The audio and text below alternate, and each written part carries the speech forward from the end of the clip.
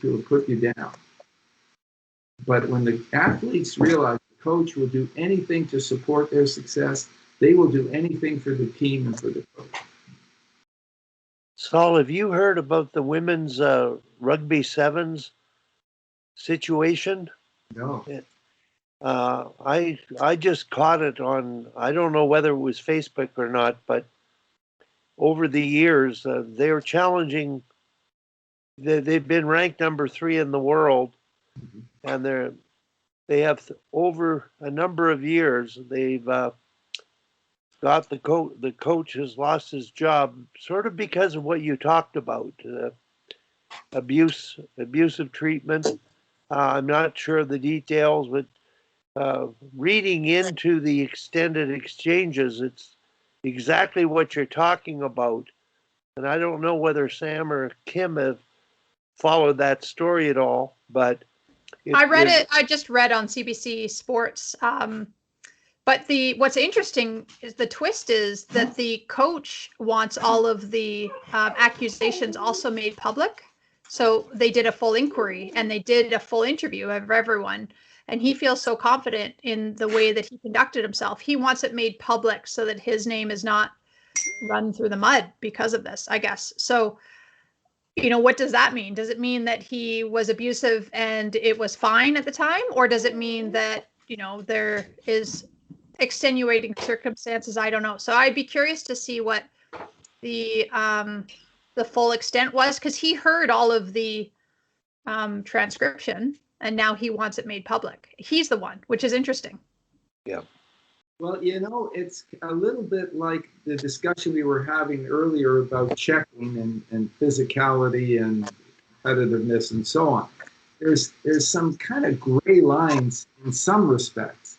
Not sometimes it's clearly abusive, but if you have coaches who are really demanding but are fair and respectful, sometimes I think that works. But what some people perceive really demanding, maybe, and they see it as not fair and they see it as disrespectful. So I think a coach has to be cognizant of how the message is going to get across. And you have such a range of people receiving the message that, so I mean, clearly what Sandy's saying is that this coach believes that what they were doing was appropriate. There's also a current court case too that I read on CBC News this morning in front of the Supreme Court of Canada against the Anglican Church and some of their schools about abusive wording used towards children in the 70s and 80s. And so they're pressing charges, the victims, and the school is coming back. It doesn't exist anymore, but is saying that at the time we didn't know better than to say this to children, saying abusive language to children. We didn't know that it would have irreparable harm later. So you can't come back and charge us now. So I'm curious where that will lay with the Supreme Court of Canada as well, because the same as the rugby case. Did you know better, and could you do better? I don't know. Yeah. I mean, there is clearly abuse. I mean, many forms of it. But then what some people would perceive as abuse is just somebody being very good. And others thrive, and that's what's tough. Some people need that sort of. Yeah. So not easy to coach, that's for sure. But I love what you said, Saul, about you have to remember how it's being received by everyone, and that's maybe just a check-in or communication. And maybe that's what the rugby coach was lacking, was, the lack of knowledge of what he was instilling in these young women. Yeah, I give a talk on the biggest, I think I may have mentioned this previously, I give a talk on the biggest mistakes that coaches make.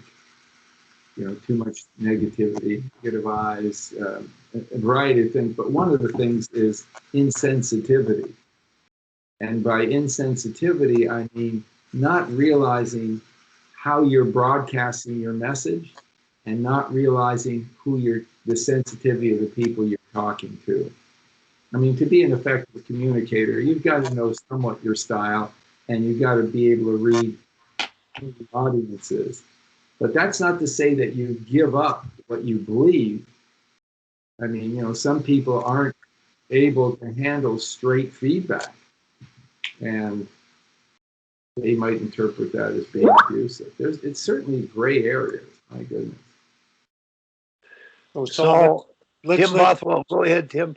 So let's pick up on that. I had my hand up for a different reason, but so you just said, the biggest mistakes coaches make. Let's expand on that a little bit. Got negativity, got this insensitivity. What would be your 2 or 3 others if you wanted to share with all coaches 5 things to look out for?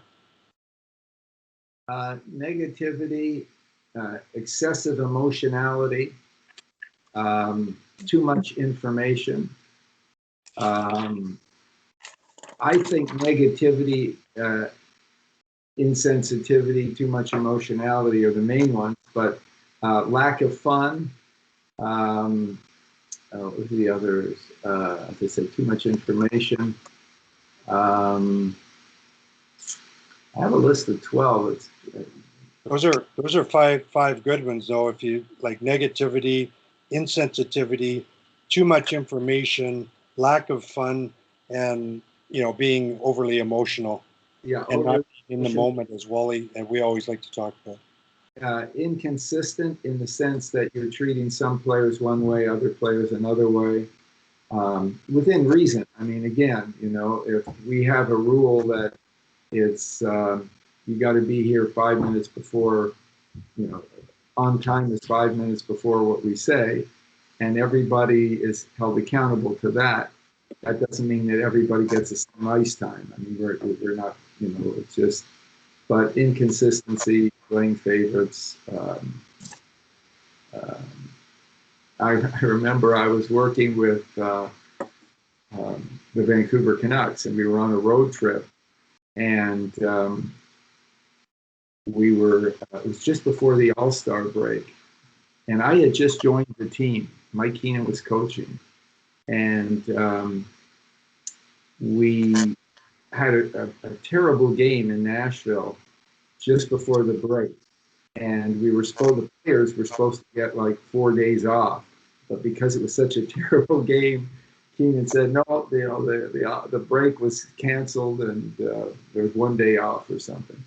And meanwhile, Mark Messier was the captain, and Messier had a car picking him up in Nashville, taking him to South Carolina for a few days off, whereas the rest of the team was going back to Vancouver.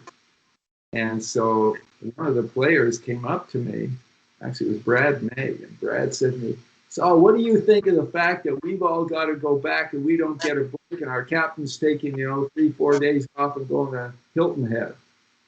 I said, "Brad, don't ask me that question. I just joined the team, and if I give you an answer, I might get fired right away."